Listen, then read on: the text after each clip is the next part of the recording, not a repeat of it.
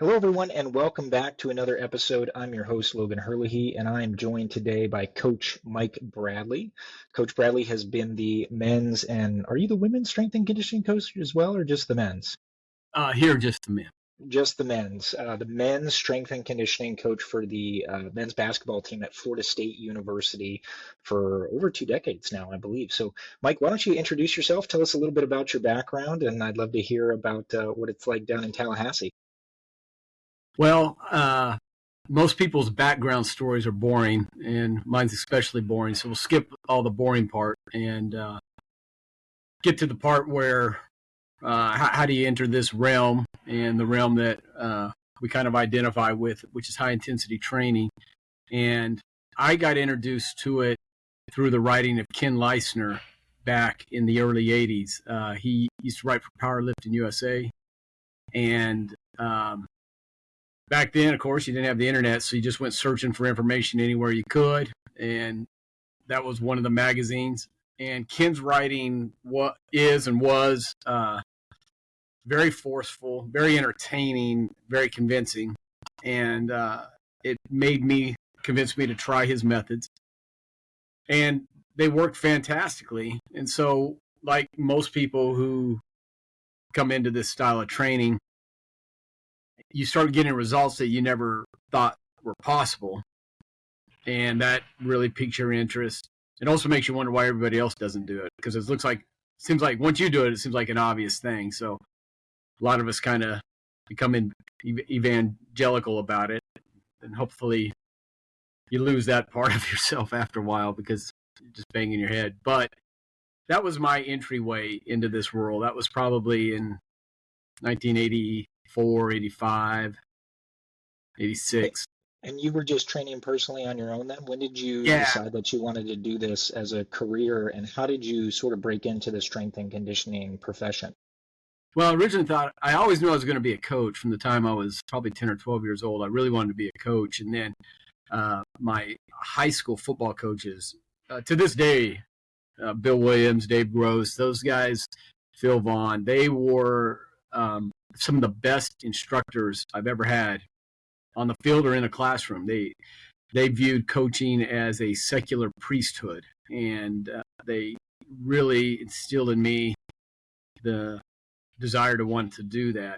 I thought my pathway would be to be a high school football coach. I got a chance to coach some small college football at University of California, Santa Barbara. At that time, it was a Division II, non-scholarship, no revenue, nothing. Bunch of guys living under a stadium. They were about to drop that program, so this is in 89, 90. So I knew I was going to finish up my graduate school, and I needed to find another landing spot. So I sent out letters. We didn't have email even at that point. Sent out letters for graduate assistantships to every Division I and what at that time was called 1AA program in the country to try to get a football graduate assistantship. But at the same time, I had fallen in love with this style of training, and again thought, why isn't everybody doing this? It'd be great if everybody did this, and that way they could experience what I've experienced. And at that time, there were about 30 schools in the country that were doing this style of training and identified as such. They promoted as such. And so I sent out letters to all of them. And one of the very first responses was from Grizz Zimmerman at Southern Methodist University. And he said, well, you can come out here and volunteer. And within 48 hours, I'd thrown what little stuff I owned in the back of this little tiny pickup truck, and I was in Dallas, Texas, starting off there. He gave me a chance to volunteered there probably 40 hours a week, volunteered. Was he the strength and conditioning coach, or was he the head coach? He was the strength and conditioning. Strength and conditioning, nice. And then, so I worked for free there for 2 years, and then the assistant left, and they promoted me to assistant, making, I think, $10,000 or $11,000 a year. Man, the glamming world of coaching. I thought I had arrived, and that, from there, I've just, various opportunities have availed themselves. And eventually, I coach at many places along the way. Eventually, I meet up with Leonard Hamilton, and he and I have been together for 23 years here. I think another 4 down in Miami. I was at Stanford in between those two. So most of my longevity has to do with being associated with Coach, because he really understands strength training, probably better than any head coach or sport coach I've ever been around. I mean, when we bring recruits in here, I speak to all the recruits, I speak to their parents, and they watch me take somebody through a workout. Eventually we end up on the Medix low back machine, and Coach Hamilton will start explaining that like he's at a Medix clinic in 1989 or 90. So I just got lucky meeting the right person at the right time. So that I'd like to think some of my longevity is because I'm good at what I do. I think I am. Reality is, in this game, in this business, you're really at the dictates of the head coach, and he having success also. So Yeah, and you probably know this more than anyone, but for our listeners that aren't aware, the coaching space in general. So whether it's you're a football coach or you're a strength and conditioning coach or women's gymnastics or whatever it is a grind of a career. And it's funny, I have my master's in strength and conditioning, and we were talking to some, Division I coaches, hockey strength and conditioning coaches. We had one of the assistant strength and conditioning coaches on from the Kansas City Chiefs.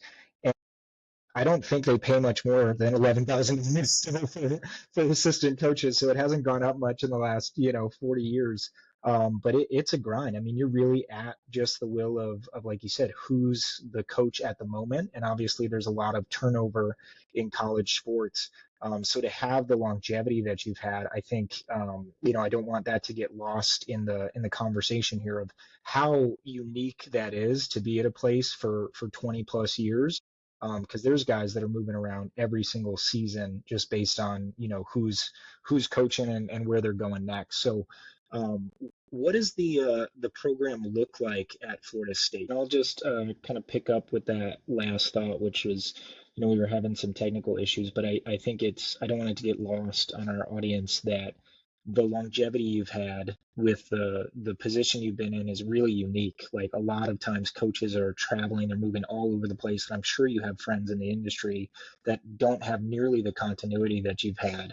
And we could talk, I'm sure, at length about, how you're traveling all over the country, you're moving your family around, and it's just like, it's a tough career. You're not making a lot of money in the beginning. I mean, barely any at all for a lot of these coaches, especially at the smaller schools, and you're really just kind of cutting your teeth and figuring things out. So how were you able to get this position? How did you meet Coach Leonard? And then what makes your program unique in the college basketball? well, I got this position. I was coaching at West Point, and Coach Ham was at Miami, and he was looking for a strength coach. And so he had called up a man I'd worked for at South Carolina by the name of Ray Oliver, and Ray gave him my name. So that was my connection to Coach Hamilton. But further to your point, so I moved around a lot when I was younger, and I've just been fortunate that I haven't had to do that now.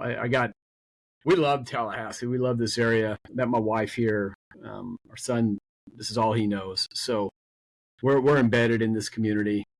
We love where we're at. We like our life. What makes our program unique? I would say a couple of things. One is we don't run our program off of clinic talk, and I don't mean that to be derisive, but if you see me talk about our strength program, if you come in and watch our strength program, it's going to look exactly what I said. We're not going to blow smoke and try to look impressive and use a bunch of made up vocabulary words to describe something that is at heart pretty simple activity. And so our strength program is incredibly practical and replicatable.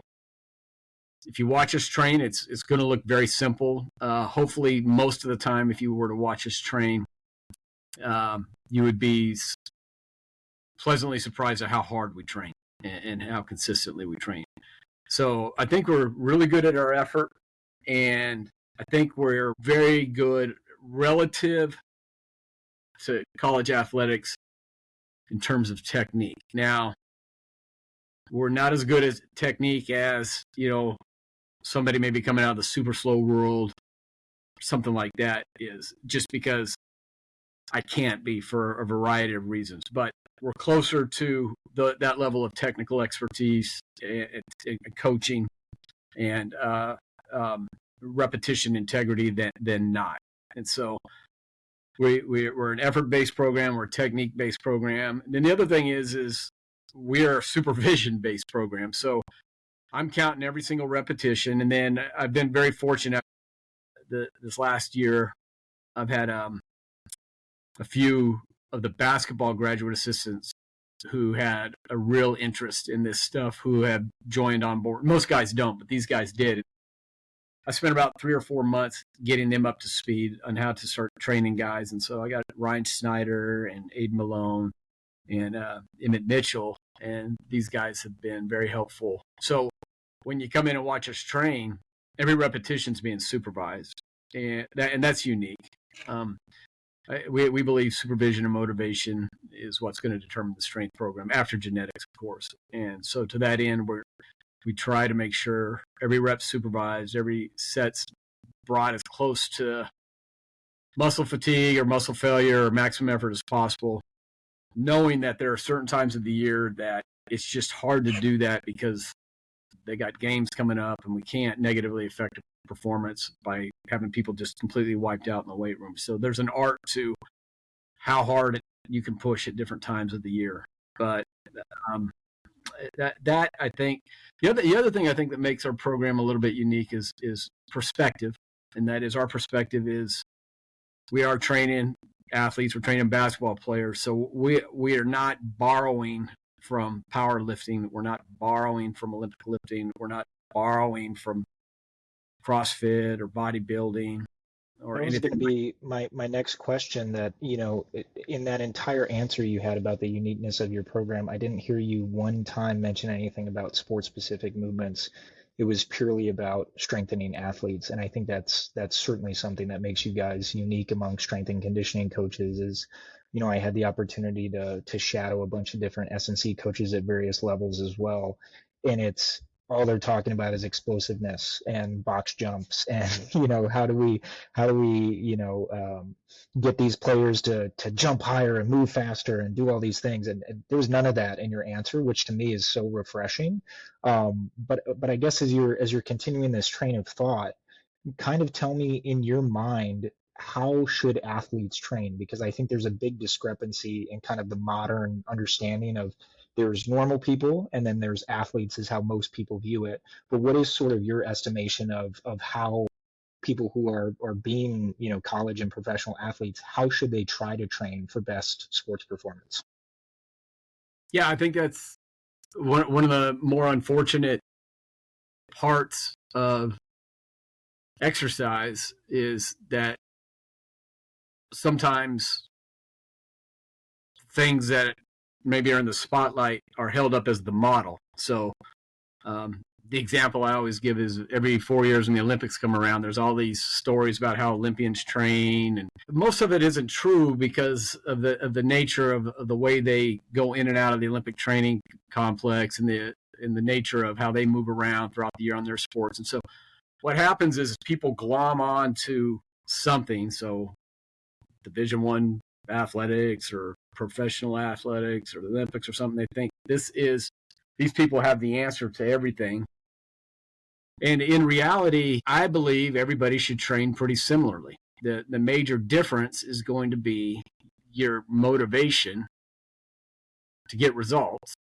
And if your motivation is really high, then your effort level is going to be really high. If your motivation isn't really high, then your effort level is going to be some percentage of that. But in reality, strength training, your biceps do the same as mine, which do the same as our basketball players. So if you have a valid method of training those muscles, it doesn't matter what you're going to go do with them later, whether it's going to be play basketball or sit and do podcasts. Those muscles are going to respond to the stimulus that they were presented with, and that's just going to be it. They're going to grow stronger, and they're maybe going to grow thicker and bigger. But what you want to do with your muscles after you've trained them is up to you. So, for instance, here we're on an island, so I can't speak to what the other sports are doing.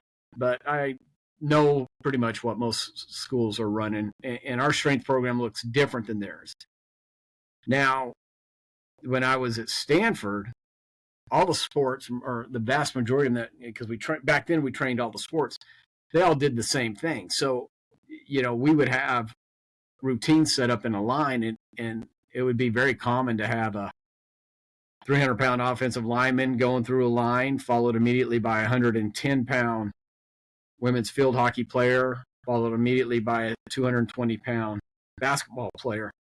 And they're all doing the same exercises, and they're all training at the same intensity level. They just got different weight on it. And so the way athletes should train is the same way every human should train for the maintenance and development of their body. They should train at a highest level of effort that they can motivate themselves to, with the strictest form, with moderately heavy weight, so that they don't have to be on the exercise for 10 minutes to get to maximum effort. And then, So for someone, sorry to cut you off there, but for someone who's maybe a young strength and conditioning student, or who's, looking to get into this field and is just bombarded with, NSCA recommendations and ACSM recommendations of, all these sports specific training ideas, and you have to train explosive to be explosive. What would sort of as the experience that you have, like, how would you kind of talk somebody off that ledge when they walk into your gym and they see all these machines that they've never seen any before? I just saw a video not too long ago of Nebraska just built this amazing, like, 300,000 square foot student athlete complex. Have you seen this? Where they're flying a drone through? It's beautiful. I mean, absolutely beautiful. But then they go to the men's football strength and conditioning area, and it is just a sea of barbell racks, which there's nothing wrong with barbell racks, but to spend however many tens of millions of dollars on this place, and that's what, in most people's minds, especially young strength and conditioning students, that's what they think of when they think of, like, the epitome of, D1 sports or professional sports, is power racks and doing hang cleans and doing, deadlifts and all of these things. And then they come into FSU, and there's all these weird machines from, I'm sure you've had some stuff still from the 80s, like the older Medics lines and stuff that hold up really well. What would you tell that person who comes in and goes, where's all the power racks? How do you train people here? Like, what would kind of be your pitch to somebody that comes in there of how athletes should actually train, and why they shouldn't necessarily be pursuing these, Olympic lifts and things like that? yeah. So if I'm being flippant when somebody comes in and asks that question, and I'm in a little bit of a bad mood, Please be flippant. I would love to hear the and flippant they ask a question like that, well, how do you become explosive? My flippant response is, well, I got 5 guys on the team that jump over 40 inches. Now, it just so happens that we always have 5 guys that can jump over 40 inches, because that's the sort of players we recruit. And I hate to use testing metrics like that as any sort of justification for the strength program, because you and I both know these are primarily genetic things. I'm not jumping 40 inches, coach. I don't care what you do to me.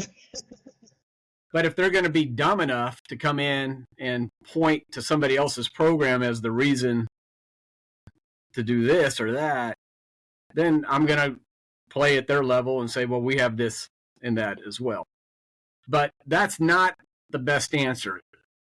The best way to explain it is to reframe question. You got to get out of their frame of reference, and their frame of reference is sport specificity. My frame of reference is, if that is what you're wanting, then there's no reason for your job to exist as a strength coach, because they're getting 3 or 4 hours a day of all the explosive training that you could ever want, and more than you could ever need or tolerate. They're getting all of that on the court or on the field. It's practical and actually transfers. Yeah. So the reason we're coming into the weight room is to get something different. So my job and your job as a strength coach exists because you're providing something different. You're not providing high speed, low tension movement. You're providing slow speed, high tension movement, which creates muscle growth and creates strength. If you want high speed movement, you're getting all you need on the court. The weight room is to provide a different stimulus. That's what we're here for. We're here, to use that old Kim Wood saying, to stimulate the raw material of the body. The raw material of the body responds best to high tension exercise. And high tension exercise, by definition, has to be moderate speed. That doesn't mean it has to be super slow necessarily, but it doesn't require you to explode and spike your joints against the weight in order to provide that high tension. The reason we're not doing that is we want to train hard, but if you're going to do this for any length of time, you don't want to destroy yourself in the process. So trying to play the long game, you might get away with it, especially when you're young, for a while, but eventually you're going to get injured doing that. If you spike your joints against resistance, at some point you're going to get hurt. When you're hurt, you can't train and you can't play as an athlete and you can't compete. So, if you've dealt with real injuries in your life like I have, it's going to give you a new appreciation for technique and control and equipment, the subtleties of equipment when you're dealing with real injuries. So, but we're not trying to replicate sports because there's no need to replicate sports. Our guys are practiced far more, than who knows, maybe even they need. I don't know if that's the case or not, but they don't need any more practice in the weight room for sure. Yeah, and I love the kind of Ken Hutchins concept of exercise versus recreation. And it's, if you ever get injured exercising, I'm obviously paraphrasing pretty poorly here, but if you ever get injured exercising, you're by definition not exercising, right? So, if you're getting injured in the weight room, you're obviously doing something wrong. And, I think especially with basketball players, more so than any other sport, because they happen to be the freak of the freaks from like a biomechanics perspective. When I walk into, and I won't name the school, but I was at a D1 strength and conditioning program for a basketball program. And that was like the main sport they had at the school. And it was just power racks. And you've got guys walking around where the average guy is 6'6". I'm like, you're squatting all these guys? Like, what are you doing? None of these guys can reach parallel without like atrocious form. Maybe one or two of them is built like, the epitome of proportional basketball players I always think of as Dwight Howard, because I went to school in Orlando when he was kind of, leading the league and everything. But most of them look like Kevin Durant. They've got 7-foot wingspans and really long femurs, and they shouldn't be on squat racks. So, to have biomechanically sound equipment, especially for basketball players, and the pounding they take, like you mentioned, practicing as much as they want. And I think it's important too, this obviously being a strength and conditioning coach, but the common theme among trainers or strength S&C coaches is that basketball players typically want to weight train the least, right? Like they just want to play basketball. They have no interest, for the most part, more so than most sports, of actually weight training. So, to do something with them that's going to be removed from the sport specific, I probably think that's more appealing to them, because it's not, we have to do this dumb stuff where we might get injured. I don't want to get injured, coach. I just want to play ball. So I think that's probably really appealing to the guys that you bring in that kind of line up with you there. You've talked a little bit about the differences. I'd love to kind of frame up, what is a typical routine? You mentioned the lines that you have created for your players. Take us through like a typical workout that you might have for these guys. And how do they train when they do come in? You've talked about the intensity and working towards failure, but compared to like a traditional S&C gym where I think people can picture, guys doing squats and deadlifts and there's different stations, what does it look like at FSU when the guys come in to train? Well, I jokingly say what we're shooting for is the West Point 1974 study. That's what we're trying to get to in terms of Project Total Conditioning. I So love we're it. trying to get to that level of effort, and um, maybe stricter form than what they did there if you ever find any of that old film. But that's not. I don't want to get caught up in those weeds. We rotate several different routines, and a couple of them are on a line. So we rotate a push pull routine that would go hammer isolateral bench press, FedEx Avenger row, hammer dip, hammer low row, hammer incline press, hammer pull down. That'd be one routine.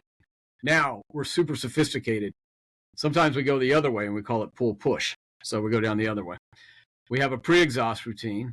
That's a Avenger 10-degree fly, hammer decline, Avenger pullover, hammer high row, hammer lateral raise, hammer shoulder press, hammer rear delt.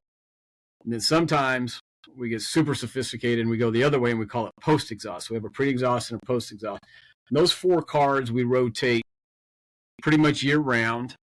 We have other cards that we use as well. We have a dumbbell pushing day. We have a couple fat bar days.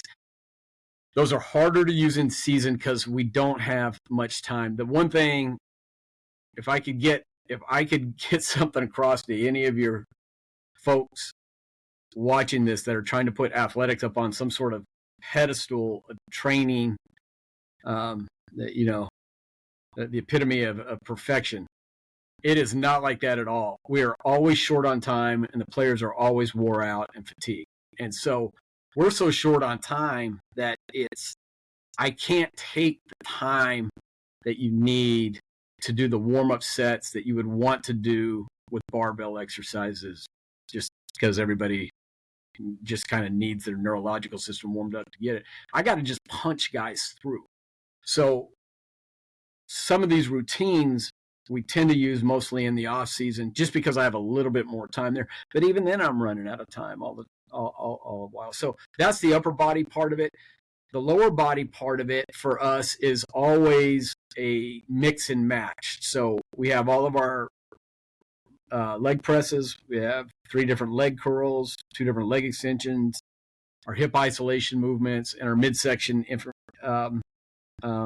isolation movements, our neck and traps and shoulders. So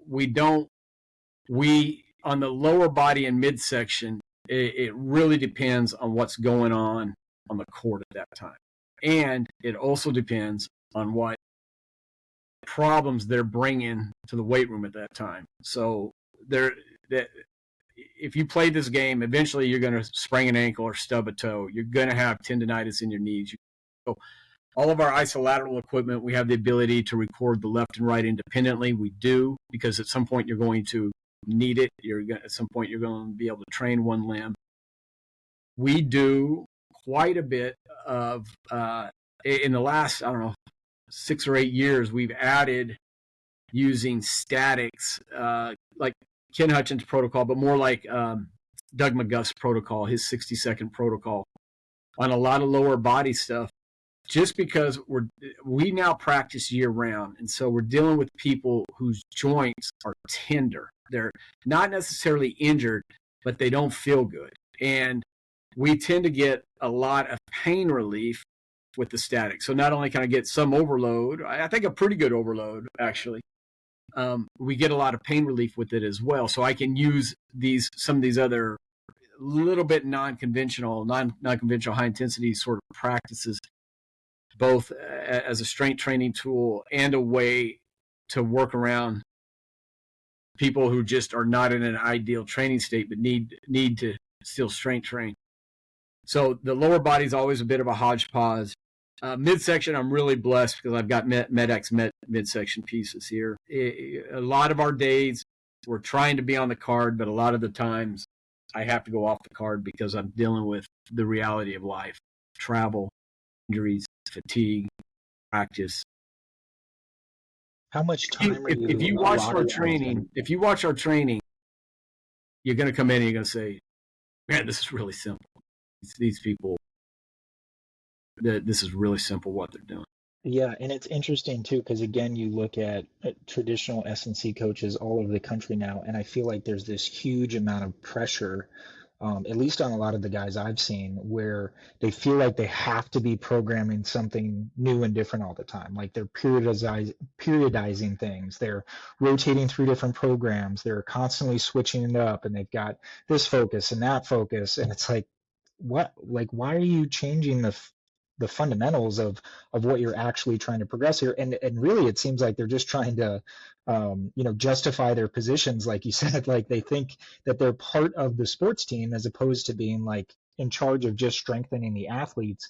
And when you have that mindset, I think it's very easy to think like, oh my God, if they come in here and they see that we're doing the same thing every week, they're just going to assume that I'm not doing my job. But it's really cool to hear and to see that you've sounds like you've kind of been doing the same thing for 23 years or whatever it is, and maybe even longer than that.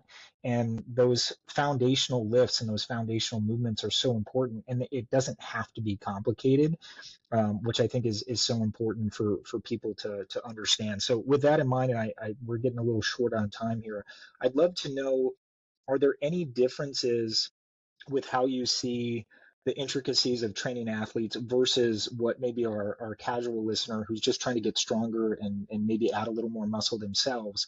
Would there be any differences in the way you train your athletes compared to, the type of program you might put together for somebody who's just looking to get a little bit stronger? Great answer. How about from a just from an intensity perspective? Because you talked about, obviously, your players they're playing a lot, they're getting injured, they're dealing with nagging, things throughout the course of the season. Would there maybe be some differences there as far as, do you think the casual person should be doing statics, or do you think if they're not dealing with continual lingering injuries that they should be mostly working through a full range of motion and trying to, just push each set to or as close to failure as they can? So this is the part that this is going to come as a surprise to some people. In a private setting, there is at least as good a chance, if not better chance, that you can get that person to train at the highest level of intensity than in an athletic setting. Now, what do I mean? What I mean is that if you had a client that came to you and you explained the program, this person has come to you for strength training. He has self-selected to be where you are and to continue to be where you are if he keeps coming back. So he sees the value in how you're coaching them and the effort, and he wants to be there, and he's paying for it. Now, when you got athletes, some of their motivation for training is fantastic. It's sky high, but not all of them. Most of them have been the best athlete anywhere their entire life. They weren't the best athlete in their class or their school. They were the best athlete in the county or the state. And so the natural thing, it's just human nature, is I don't even know if I need this, but if I do need it, it's a supplement, because I am God's gift to this sport. And so they look at strength training as a supplement. I take some pride in the way we train. I think we do a pretty good job. But I would be fooling myself if I thought these kids kept doing it when they left here. Well, I would say 8 out of 10 of them never touch a weight again after they leave FSU. Now, a couple of them, 2 out of 10 do, because they stay in contact with me and they still want to talk training. So those are you make those connections, and those are fun. Now, and that's also a little bit unique to basketball, because the athletes are so freakish. They are so much better than everybody else. With a college football team, if you were to disband the football team, the next day, 30 out of the 100 players would walk across the street and sign up at Gold's Gym, because there's a natural inclination to it. Most of those guys are kind of the body types that respond well to strength training, so they want to keep lifting anyways. There is a different affinity to it from the sports that just kind of select into it. But I don't put athletics on a pedestal for being the end all be all strength training. I've seen absolutely fantastic training in private facilities that, I'm like, man, I wish I could get all of our guys to train like this. So, Yeah. yeah, Well, and you hear the anecdotes all the time too, right? Of guys like you said that are just absolute freaks, eat like absolute dog shit, like don't have good nutrition, don't want to train if they don't have to, and they're just like you said, they think they are, and they might be God's gift to mankind from an athletic perspective at least. And to try to emulate those people and what they're pretending to do for social media likes is probably the worst waste of time you could have. it is. Coach, I really appreciate you taking the time today. I really appreciate your candor and just kind of letting us know what a actual strength and conditioning program, at least in my estimation, should look like, right? It has nothing to do with sport specific performance because, like you said, those guys are getting so much sport specific training doing their sport, and that's going to be the best way to actually get better at their sport as well. Are there any other programs right now that you're aware of that are still kind of under the high intensity training umbrella? Because I know there used to be a lot in the 90s, maybe even the early 2000s. Are there any other places that are still kind of following this mentality, or is it mostly going the way of Olympic lifting and things like that? Oh boy, you put me on the spot. Uh, Sean Brown at West Virginia certainly was. Uh, Greenwald at South Carolina certainly is. Um, If it's hard to think of them, then there's not many anymore, which is kind of the point, and it's unfortunate, but it's good to see that you're still doing yeah. the Lord's work out there, and I'm sure you've got a bunch of guys under your tutelage now that'll hopefully continue to carry the Coach Bradley Well, message. And unfortunately, I don't. That's been the one bad thing is we have not trained enough people. But I sometimes jokingly said I am the inheritor of a grand tradition, and I'm trying to keep it going, as long as we can. So yeah, well, I'm sure you're doing something. I'm sure somebody's gonna talk about 20 years from now how they got their first introduction to this from Coach Bradley. So, Coach, I really appreciate you taking the time. For anybody that's interested, please like and subscribe. Obviously, if you're ever in FSU, go look up Coach Bradley and go cheer on the Knowles. And we wish you guys the best of luck and success the rest of the season. thanks, Logan. You have yourself a Yeah, good thank day. you so much.